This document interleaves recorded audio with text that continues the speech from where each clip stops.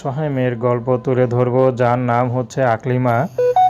আকলিমার পরিবারের বাবা নেই, তার মা আছে, তার ছোট একটা বোন আছে। তো আকলিমার পরিবারে তার বাবা আগে ছিল কৃষক, তো বর্তমানে বাবাটা নাই।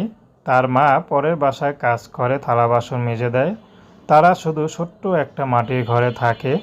তো আকলিমা খুব ভদ্র পরিপাটি হয়েই থাকে, কিন্তু যখনই কেউ বিয়ে শাদী করতে আসে, যখন দেখে টাকা পয়সা নেই, অভাবে সংসার, তখন সবাই মুখ ফিরিয়ে নেয়।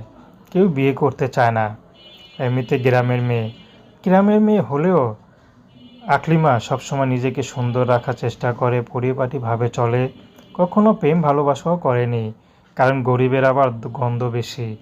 তো আকলিমা এখন ইউটিউবে এসেছে ভালো একটা জীবনসঙ্গীর আশায়, যে তাকে একটু ভালোবাসবে, ভালো রাখবে। সে মানুষটি যেমনই হোক, আকলিমা বিয়ে শাদী করতে রাজি আছে। যদি কোনো ভাই তাকে সহযোগিতা করে, সে টাকা দিয়ে হয়তো যদি যৌতুক দিতে সামর্থ্য হয়, যৌতুক দিয়ে বিয়ে করবে।